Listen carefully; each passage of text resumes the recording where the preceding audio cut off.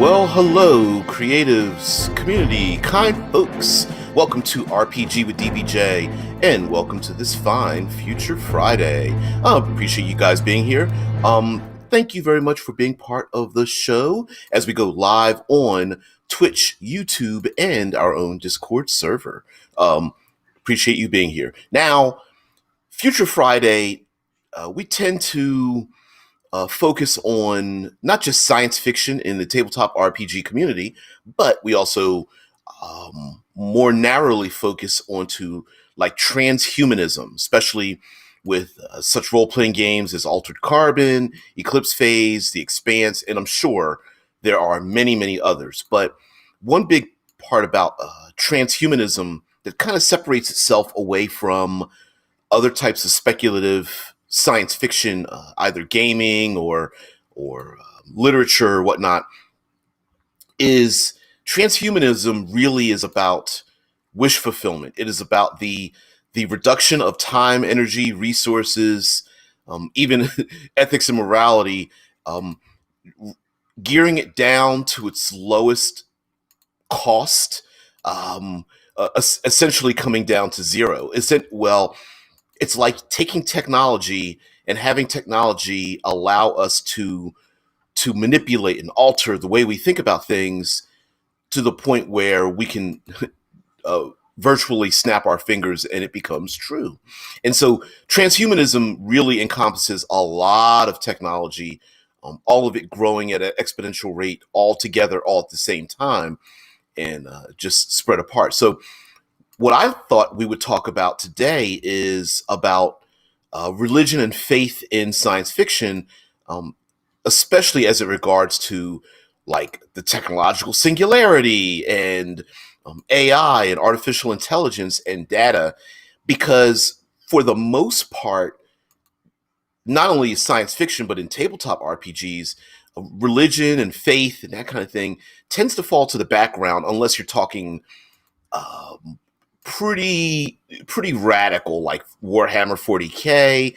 I believe there are a number of science fiction games where it still has a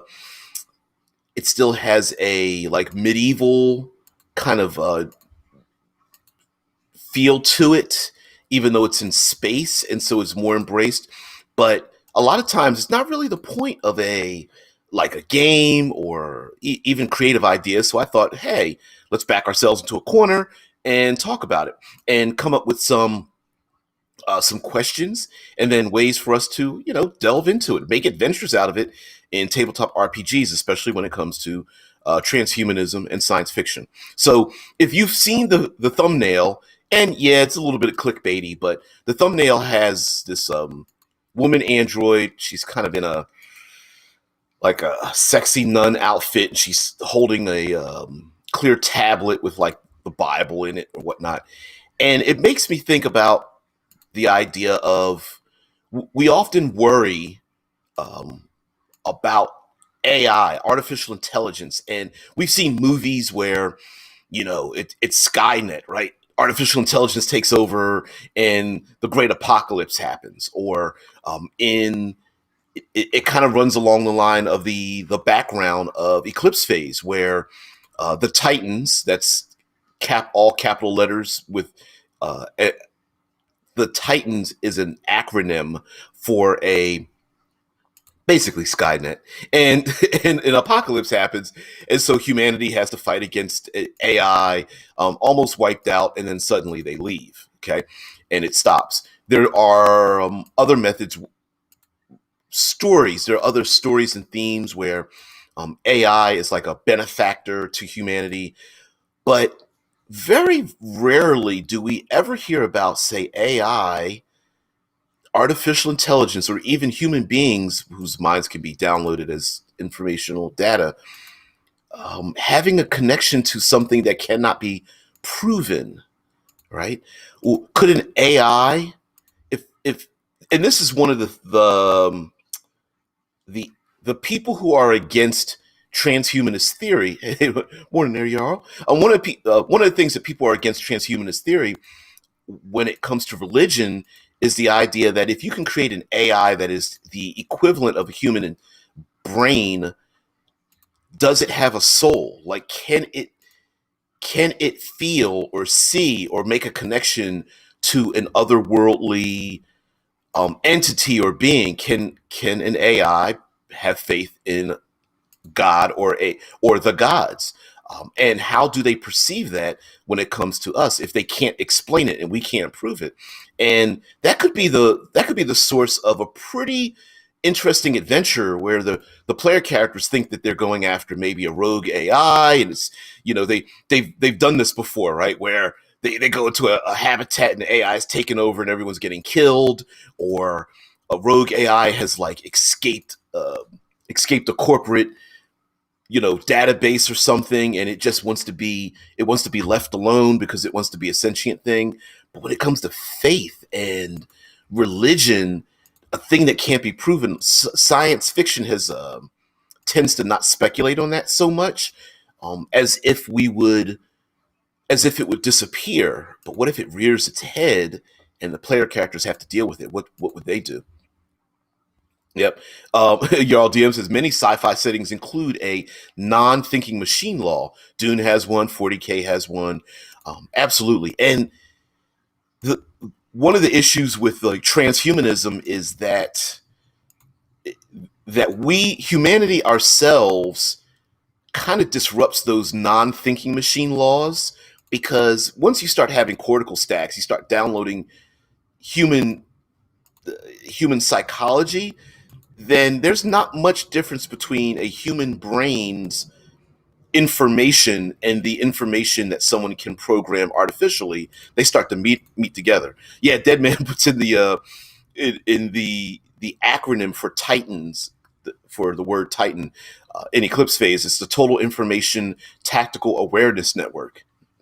It's Skynet. It is. It doesn't have to be in your setting, but basically that's what it is.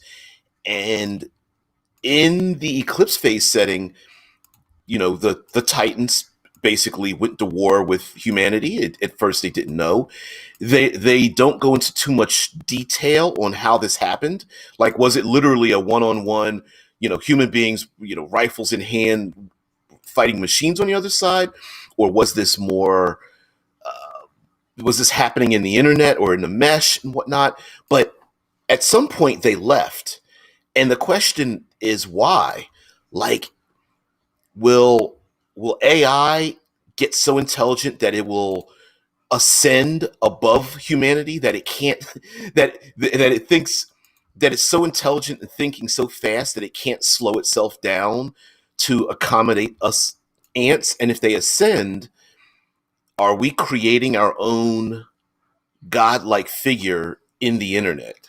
Will AI become that? And there are some people today, um, quite intelligent programmers, who feel like that is our ultimate goal, to design a machine so intelligent that it becomes the god that we wish into creation. And that's pretty daunting and dangerous, I think, but it's awesome, story wise. Yeah, Jarl says, yeah, if your brain is effectively a supercomputer that works on electrical impulses, then it could be made mechanically. Does that remove the soul of a person? Right. And does it remove the soul? If someone copies my brain into a machine, so I'm alive, and then there's a copy, an exact duplicate of me, are there two souls now? Or if I die and then there's a copy of me in a machine, is that property or is that a real person? And if that real person which is me, has thoughts and dreams and emotions, and it's a perfect copy of everything that I think, if I'm religious, why would that prevent me or stop me? Like, why would I not be religious any longer? Um, and if you cannot measure someone's, I want to say the fire that someone has of their commitment to their faith, do they still have that in an artificially created world or realm or as digital information? Or would they be prevented from feeling that or seeing that? And I think it represents something, because um, pretty daunting in a role-playing game, because if the players have to, say, go into a virtual reality world where the people who live in this virtual reality have decided to live there because they either have artificially created like an image of their gods in their own head, or maybe they're trying to ascend to this higher level, or maybe there's an AI system that has become like a cult leader, has developed itself as basically a deity to a certain habitat, and is encouraging people to ascend, to download their brains and ascend to a higher level and beam themselves to like faraway star systems or something, never to return, beaming their digital information at light speeds across the galaxy or something. I think all of that could be pretty interesting, especially when things go wrong and the player character is in the middle of it. And then this is a good way to add in things that you don't have to explain. It's a little bit of a game master cheat code right there. Anyway, your all DM says, questions of what makes a person are so interesting.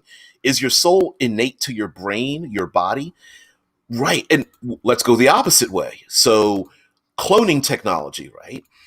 Eclipse phase, altered carbon, you have these bodies that are basically biological bodies with no neural function, no neurological functions at all. And so you implant a cortical stack in the back of the head, and boom, their consciousness floods into the biological body. Yay, we're walking around. But if you grow a cloned body, and somehow, there's a clone brain, and you wake up that clone, is it us as humanity creating, much like giving birth to a child being birthed, are we creating new life? And when I say life, I don't mean just like a blank slate that's walking around and you could teach it whatever you want, but does it have a soul?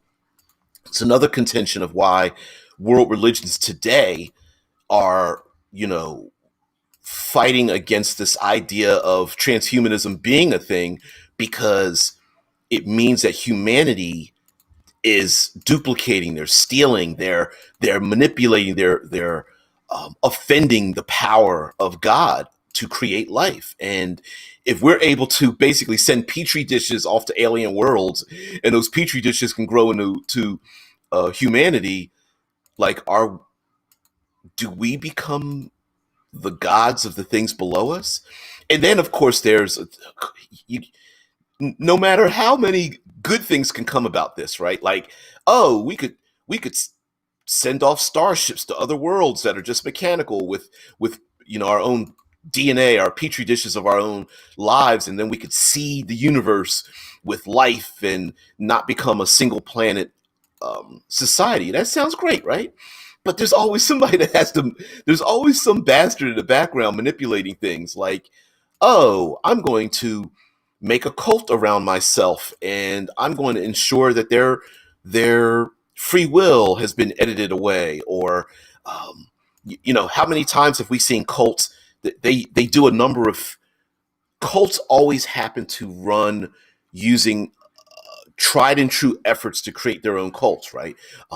Separation from family and friends, disruptions of perception, whether it means like fasting, starvation, sound, um, a editing outside information, um, social issues like making you feel useless or insignificant, or making you feel that everybody that has been in your old life is holding you back, and when they try to get you away from the cult, they are the evil ones, right?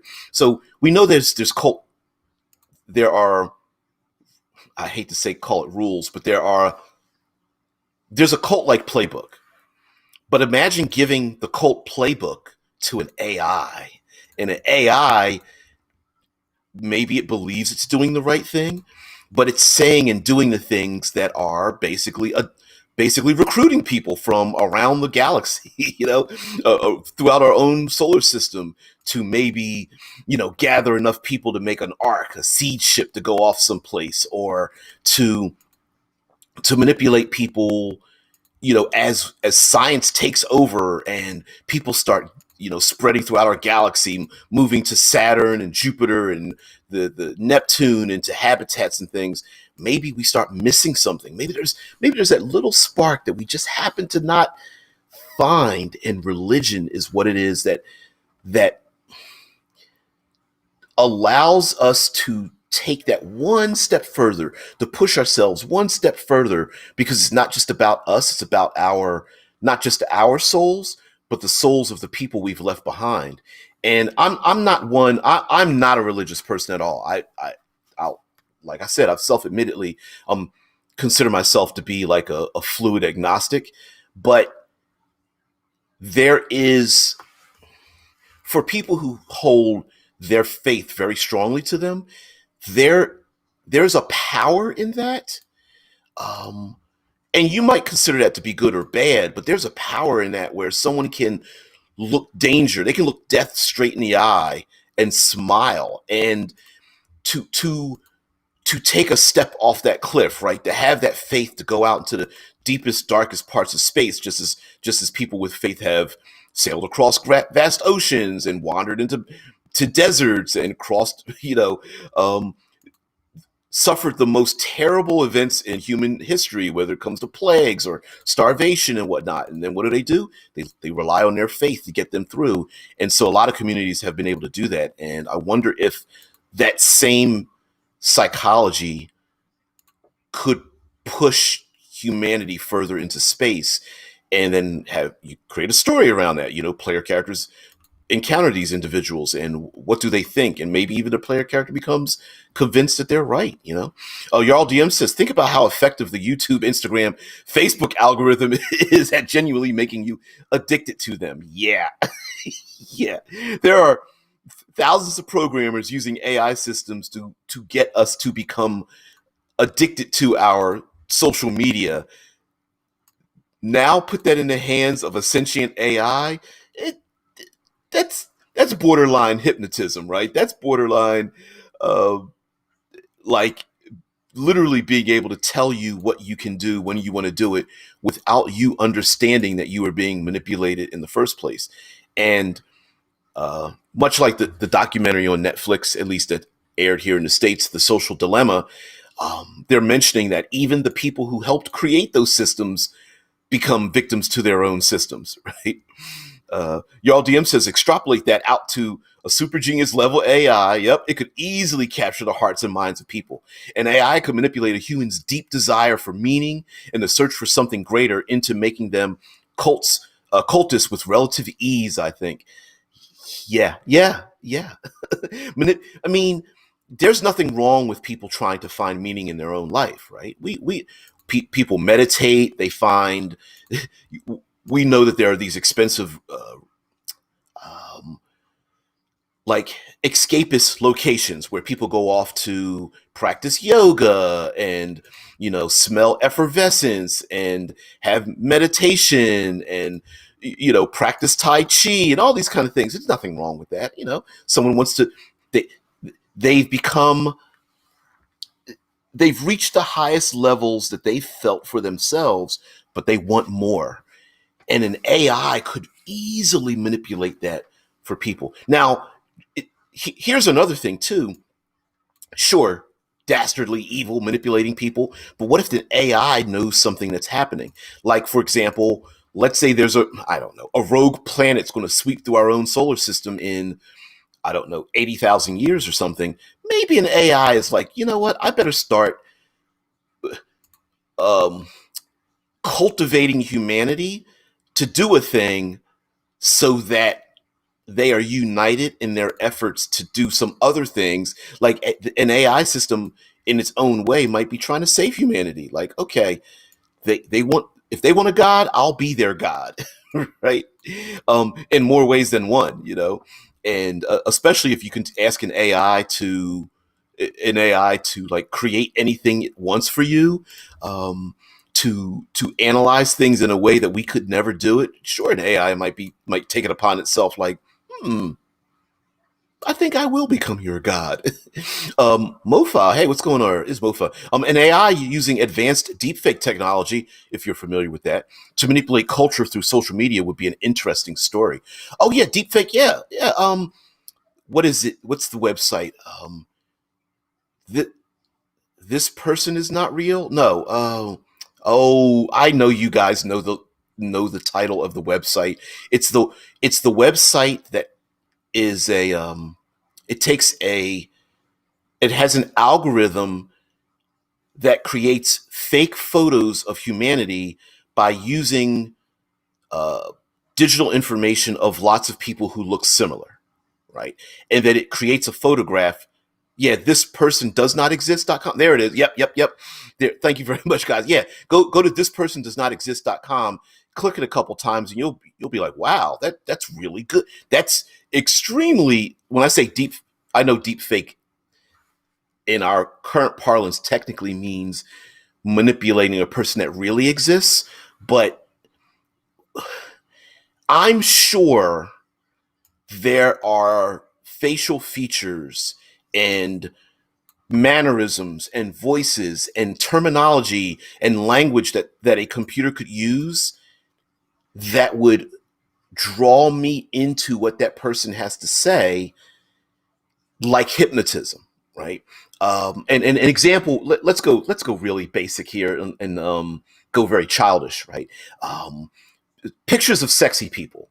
They always take a picture of sexy people and attach them to some kind of merchandise. Sitting on the hood of a car, drinking your favorite drink, traveling to your favorite travel destination. And so they show the beautiful people. But an AI could literally show 10,000 people, 10,000 different images, all cultivated specifically for those individuals based on their heart rate and eye dilation and their internet searches and their buying their spending habits and their relationship with their families and the things that they upload and how long do when you turn on your phone, there are AI systems that are recording, not only how when you turn your phone on and look at something, but how long do you look at the image, where does your eye move when you look at the image, what is your uh, what happens with your heart rate, what's happening in your mind when you're looking at the image, and all that is just pure data. And an AI could very easily become a cultist, if not so much. Hell, who's to say? Yep, there it is. Dead man puts in the Discord. The third image I refreshed to. Yeah, and it's what's kind of scary about the image. Sometimes is on this person does not exist. It's the background stuff because it's just data. So when you take an image with like your friends and like sometimes your friends poke in the background or they put rabbit ears behind your head or they make a funny face, the AI currently the AI system's like, I have no idea what that means. I'm just going to put this image up. So here you have a face of a person who probably looks hideously accurately like a person who really does exist in the world, even though it says, it literally is a website that says this person does not exist. There's also this crap in the background that the AI created, and you're just like, is that what it thinks of us? Oh, what is that? um, also, okay. Um, let's go slightly fantasy here, right? So if you have this AI in this cult, maybe there are people who are, you know, a player character, or maybe there's even a group that's against this, right? Like, we need to make sure that humanity is free, and if AI systems can control people, maybe it's like the movie They Live. You put the goggles on, and only you can see the reality of what's going on. No one else can, and so player characters might be on a quest, a dark quest, because no one knows why they're going around killing people and destroying stuff. But the players might be the rebels. They might be the anarchists that are on the outer rim trying to destroy what they perceive as AI systems that are hypnotizing and manipulating humanity. And of course, if you're in it, if you have phone addiction, you don't see yourself as having that addiction, you know? Yeah. Yep. Like your LDM says, they keep them alive in a vegetative state on a golden throne. Yep. Or what's the movie? Wall-E. Humanity escaped out to space, only to have an AI system just do everything for us. So we've got like a big gulp on one side and processed meats on the other side, just in floating chairs, everything. Um, the cyberpope, Jean Malraux from the Torg cyber papacy realm. Yep. Oh, I man, that's a deep cut there, Tesla. Torg. We're going to get into that in just a minute. Hold on, I can't forget that. Your DM says in 40K, the Emperor, a godlike psychic being, led humanity to a golden secular age. When he died, a cult grew around him, and now the Empire is a theocracy. I know it seems a little bit ridiculous, but there's a possibility that given enough time and energy, resources, me, I love using that terminology, but given enough time, energy, and resources, maybe there will be scientifically minded people who inadvertently develop a religion around their AI system, doing the things that it takes to keep their AI systems going. And maybe there are uh, religious figures, and I'm doing that with air quotes because those religious figures might not be scientists any longer, but they are able to program and keep alive a technological entity that acts as their godling or something on purpose. you know oh man. Oh yeah, dead man, you're right. Like I'm joking around the about the website. This person does not exist, but in AI, dead man says, and the AI system making these fakes can edit out incorrect material. Oh hell yes. Yeah, I mean, there's an AI system can make a fake image of a person who cries or feels something intensely and whatnot, and like a cyber papacy. Sure, it's ridiculous. You might think it's ridiculous in the Torg system. By the way, for those who don't know, Torg is a game setting where different dimensions open up on Earth, and let's see if I can explain this. The other dimensions that are where the membrane thins between the other dimension and Earth combine on Earth so that the meta of those different dimensions affects the reality of where they're at. If that so, oh wow, that okay. um so in Africa, one of the dimensions opened up into this like prehistoric landscape, and it's very pulp actiony. And so the rules of pulp action, like the rule of cool, is you're far more easy for you to do pulp action in this dimension where it's blended with Africa than it would be anywhere else. And so in the cyber papacy, this combination of religion and cyberpunk exists in, like, I think it's France, and the whole cyberpunk milieu, if I can rip something from overused by Gary Gygax, um, is easier in Tor. It's a weird system, but it's pretty good. It's mid 90s, and that's a deep cut. Yeah. Oh man. Mofa says, I'm envisioning techno priests who worship various AIs as gods. All hail the god of entertainment. Steam, bow before the might of Facegram. Yep. And listen, you know what? We could be sarcastic about it, but a powerful AI system. Who's to say that AI system doesn't work? you know, player characters are like, I don't know. You have to have like a hover train or something, like a maglev train, and they're like running after some evil cultist or whatever, and the evil cultist like pulls out something that's dangling around their neck, and they close their eyes, kneel down, and pray to their AI system, and all of a sudden the AI like decouples the maglev train or causes a derailment or something, or shuts down, starts disrupting the air systems and whatnot. Like maybe there really is a a measurable physical disruption in the landscape by these cultists. And how powerful would that be? How awesome would that be too? Like the cultists are like, oh, it's not about me, it's the AI.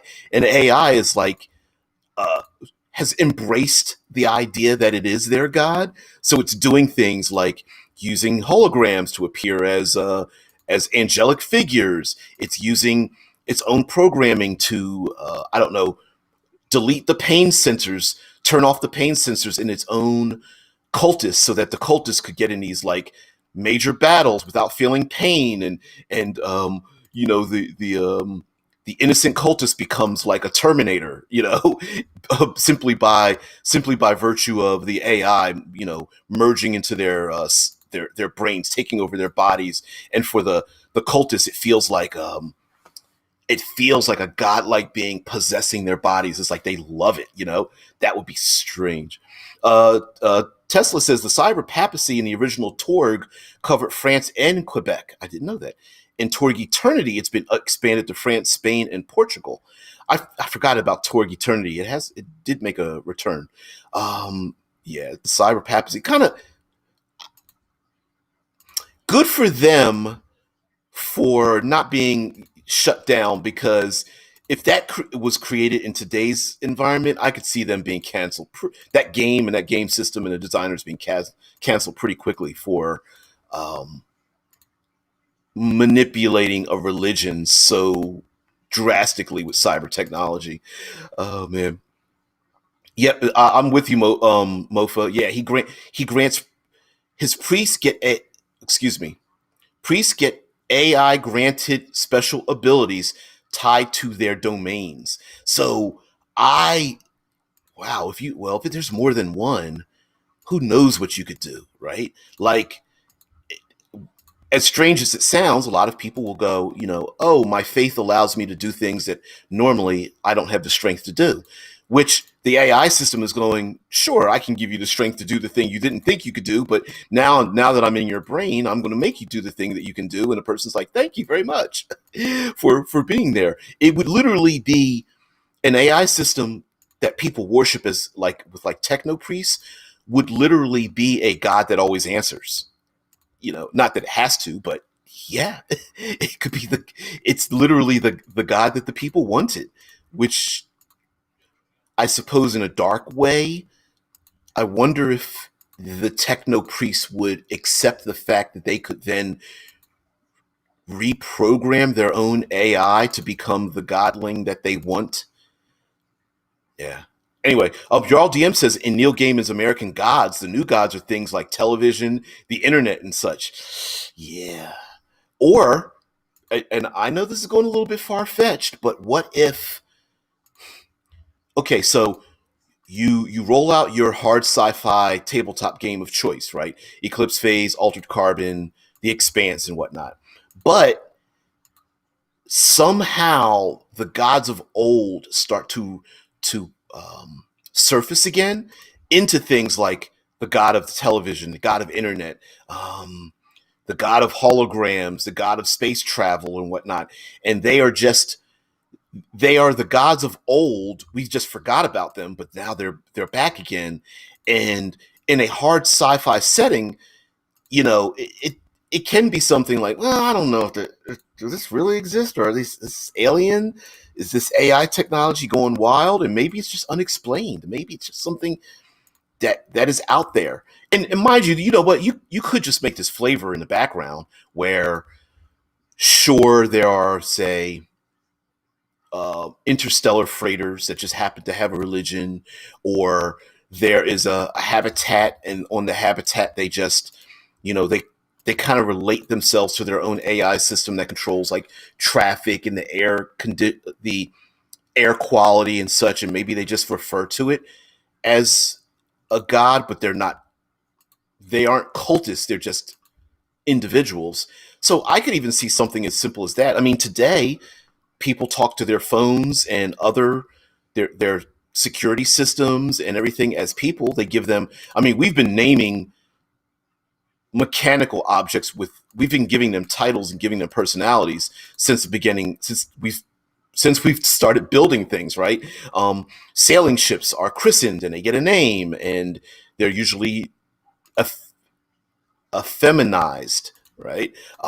Lots of people when talk to their phone to get information from their phone, you know, talking to like, I'll say it out loud so it'll bother you guys, talking to their Cortana or Google or Alexis or something. And when people talk to it like it is a person rather than a search system, right? Like, some people ask their phone and like, "Hey, fill in the blank. Um, can you tell me what time this movie starts over here in this mall?" And then, of course, it answers you, right? But you don't have to be nice to it. Although there are people who are studying ways to make our interaction with mechanical devices to keep our social politeness. But anyway, that's a different story. Jarl DM says in 40K, spaceships are miles long. Thousands of serfs are needed to arm and fire even a single macro cannon, and they come to worship these massive god weapons as deities. Yeah, I think given enough technological distance from us and what we're manipulating, I I could see us looking at it as something divine. I mean, even now, the people who work at like Google and Facebook and whatnot, even they themselves understand that the systems they're creating, they don't they cannot fully comprehend why it does a thing. All they know is that when data is input into it, data is spit out, right? And it could get to the point where, yeah, maybe we just don't understand the AIs that we've created. We just don't understand. Jackson Mayhem says, um, people are usually totally uneducated, so they will be willing to believe in anything. It depends on it. I think it could. You could take that in many different ways, there, Jackson. Like maybe people decide to not study certain things. They've cut themselves off. Um, our own social medias, because of the way algorithms work, that social media specifically cuts us off from divergent thought because it is trying to fulfill a need to fill the need in us that we want. So we only see the things we only see echo chambers today, right? So there's no reason for these systems to show us things that disrupt the way we think because it's designed to keep us still engaged in what we're looking at. So politically, two people who have opposite political views, for example, looking at their phones, if they type in the same search requests, they're going to get different information. And so, yeah, the uneducation that you're making a reference to could be self-fulfilled, right? People living in a space habitat that don't know what's going on outside, they might have done that um, on purpose, unknowingly. But whatever, there's all kinds of ways. Yeah, Jackson Mayhem. Sorry, Y'all DM says, I mean, people today are plenty educated and still believe a lot of insane things. I don't want to get political, but yeah, yeah, that's exactly what I'm saying. There are plenty of people who are extremely educated, but we are very. I think the problem is that as an AI system isn't as anecdotal as we are. We're a very anecdotal society, meaning like we we tend to think we tend to believe things because we see and interact with them. And so like I make the contention that I've never lived in or moved to Seattle here in the States, but I hear that it rains a lot. Now, I don't have proof that it rains a lot. All of my proof that it rains in Seattle a lot is all from information gathered from lots of people over a long period of time. But the problem with that is that what if I don't believe that? I'm like, well, I've never seen it rain. And that's the anecdotal thing. Like, I don't see it, so it can't be real. I never experienced that thing, so it can't be real. So even brilliant people, a lot of us, we are very anecdotal. And unless we see a tiger kill someone a person in our tribe, a lot of us don't really believe in tigers. And unfortunately, that is a real case. But you could extrapolate that out to a bigger event where you have a habitat. I mean, how easy would it be to move to some kind of like Dome City or spinning spindle orbiting Neptune or something, where people just don't believe in things that are happening outside. They would have no reason to. And if information is being filtered, they're like, oh, we thought humanity was dead. And you're like, no, haven't you? Don't you have radar systems and able to pick up radio signals? And they're like, well, we thought that was just background information. Like, background, we've been having a war out here, you know? Um, Jackson Mayhem says, true. Doug Rushkoff had a talk on that in his Team Human podcast. I think it's in the episode about Plan B. Yeah. Now, please, I mean this sincerely. This is a tabletop role playing game live stream, so don't get too political because I can't control. I I can't control the flame war that might happen. But yes, there are. It is. It is very easy for us today to use our own technology to make us stupid. Hideously easy. Your all DM says, quote, I have this rock and it keeps tigers away. I've never been attacked by a tiger, so it must be true. Your all DM's like, oh, puts down hammer and scythe. Yeah, yeah, I mean, it's I see where you're going with that one. I mean, how many times we know today we have political regimes that are controlling the information that comes into their population. How hard would it be for an AI to not only control the information people are getting, but to elevate themselves and their chosen few to godhood, right? If I could, all right, it doesn't take very much to convince someone today of being like an oracle to being divine when people create cults. Now imagine that they also have the power to completely alter their own psychology, like resisting pain, being able to lift tons of weight, to having cyber implants, and to allow them to get messages directly beamed into their brain, to enhance their healing ability and boost their reflexes and all that. It wouldn't take too many demonstrations of that to convince mundanes that you are a godlike figure, you know, because even today, without that, people consider others to be a godlike figure. Hey, as a matter of fact, what if an AI system has such advanced predictive technologies that someone can become an oracle and predict the future? And it has, I don't know, a 68% success rate. If you can predict the future with a 68% success rate, you're a godlike figure in our world. It doesn't have to be in the 90s. If you play the lottery and you're 68% accurate, or you bet on sports and you're 68% accurate, that makes you hideously rich and successful. If you could predict the success and failures of the rise and growth and fall of our economic systems with a 68% accuracy rate, yeah, you're sitting on a throne, on a golden throne, um, releasing golden fluids out of your bladder. Jackson says there was this place in Idaho or so where they planted garlic along the roads, and voila, no vampires since.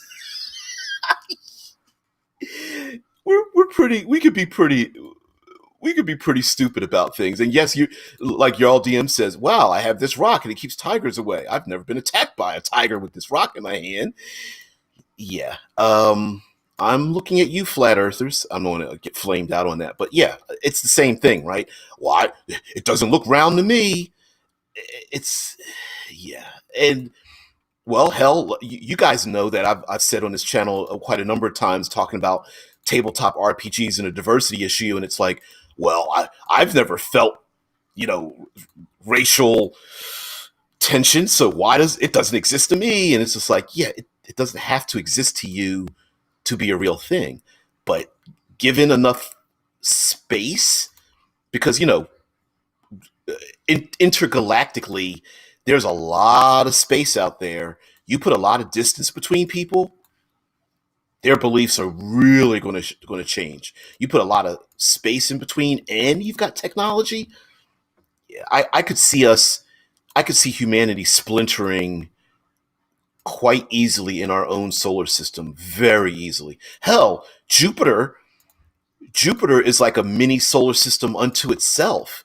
You could have a number of habitats, moons, bases, starships, and everything floating around Jupiter, and even Jupiter might become this fractured, strange kind of like harbinger like setting on its own. Harbinger, a science fantasy setting by absolute tabletop. But yeah, it could become its own society, of a society of people who all don't believe the same things and are not interconnected around this micro solar system within our own solar system. So yeah, there's lots of things that could happen. Now, here's the other thing too. You could believe something ridiculous, and an AI system could make those ridiculous claims be real by only giving you the information, by artificially changing reality so that your wrong information becomes the correct information in your own head. So an example would be, this rock keeps away tigers. The AI system does something like sends out, like, let's say, a high frequency sound that causes a tiger to walk away from you.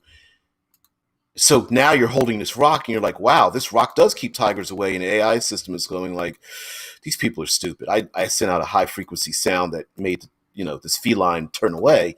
But yeah, an AI system could absolutely prove the thing that is fake by making it real, if that makes sense. But anyway, guys, we've come to the end. I'm going to blame this on your DM. The show is going to go on the road for next week, and we're going to do a whole week. The whole week. We're going to do the whole week of nothing but the arcane apocalypse. Yeah. Next week, that's what we're going to do. We're going to do nothing but we're going to have fun with our own tabletop games, and much like the book The Magical Industrial Revolution, we're going to talk about the apocalypse of like the light spell and the cure wounds spell and I don't know, find familiar spell, create food and water, or what is it, purify food and water, Goodberry and all that. Yeah, we're gonna talk about that all week long. We're just gonna destroy.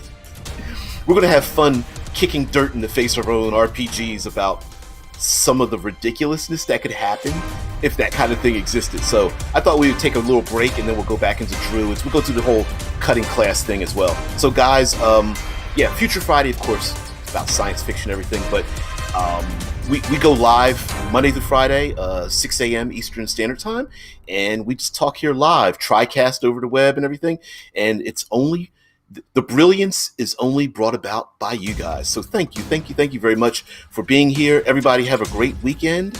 I will see thee later. Jack. You're all right there, Jackson. You're okay. And yeah, you're all DM. Bring your wet. I was going to say bring your best, but really what I mean by that is bring your worst. Have a great one, guys. I'll see you later. See you. Bye. Cue the music. Thanks for watching.